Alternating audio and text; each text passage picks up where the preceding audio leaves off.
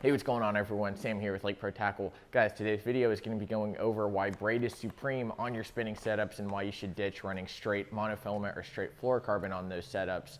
But before we do that, guys, head over to lakeprotackle.com. We just updated the website. We added the fishing reports onto the page itself. So now you don't have to go to YouTube. You can go to the website and you can find those lake reports. And we also have the lures used in that lake report right below the video. So you can quick shop for those if you're going to, let's say, Lake Grapevine. Those lures being used right now that are catching fish are going to be right under that video. So do me a favor, head over to lakeprotackle.com after this video and check that out. So guys, let's get into today's video.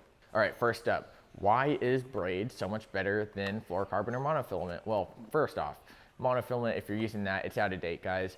They used it back in the 1940s, 50s, 60s, and then they invented fluorocarbon, and it's been revolutionary. It's awesome for cranking and stuff like that, but for spinning setups, you're gonna wanna have braided line and then run a leader to it.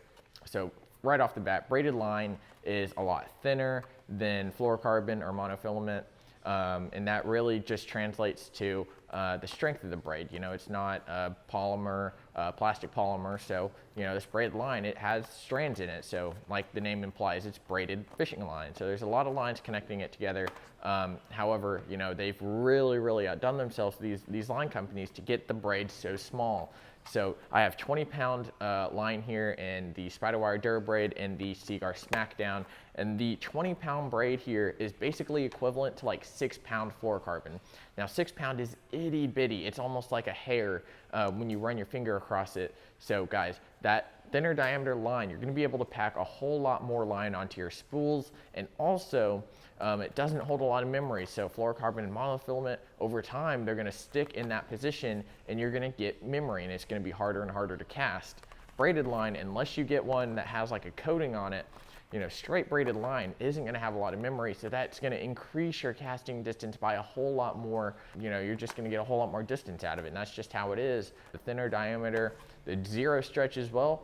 Braided line doesn't have any stretch in it, so that also increases sensitivity. That's point number 2, basically, sensitivity. That braided line is gonna transmit those bites straight through and it's not gonna dissipate into the water. It's a lot thinner, so it's a straight connection to your hand when you feel a fish. So another thing is the zero stretch. You're gonna have better hook sets. When you're setting the hook on a spinning rod, if you have fluorocarbon or something and you have a cast 30 yards out there, 30, 40 yards out there, are you really gonna feel that bite really well?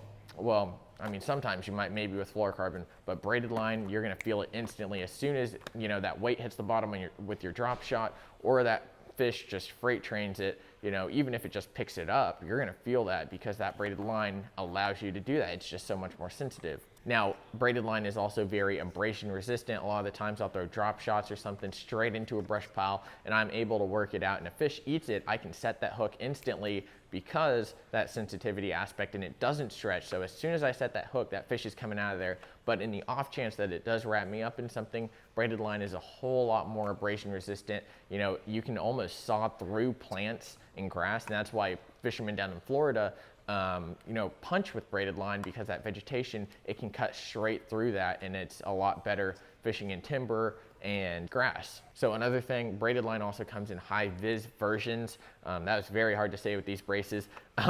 But you can see here, this is the Seaguar Smackdown, and it's in flash green. And then this is your traditional DuraBraid here in moss green. One thing that I will mention with higher priced braids like this Smackdown is that it's gonna keep this color a lot longer than maybe something like this DuraBraid. Now, I haven't thrown the DuraBraid, I haven't done too much research on it, but I used to throw some other cheaper lines, that I could get on like Amazon for $5 or something, and the line would turn basically gray and white over time. But back to the line color, so the flash green is really great, or even if you take like Berkeley's high vis or Power Pro's high vis, it's a whole lot better for fishing finessier stuff like a drop shot for finicky fish, because you can see that line. If you're watching it, counting it go down, or waiting to see a bite, you can look at your line. It's kind of hard to explain if you haven't really done it and you're not used to finesse fishing with a spinning setup. But a lot of the times you can just look at your line as it lays on the water and you can see that bite. You can see the thing, and your line jumps a little bit and you're like, oh, I got a bite. So I know you can do that with, you know, big jigs on casting setups with fluorocarbon, but it takes it to a whole nother level when you're watching it on, you know, this thinner line, this high vis line. So you definitely want to check that out. All right, guys, I hope you enjoyed today's video. Hopefully this convinced you to make the switch over to braided line, because I had a few customers come in here wondering why a lot of people were throwing braid, and I got them all set up and they love it.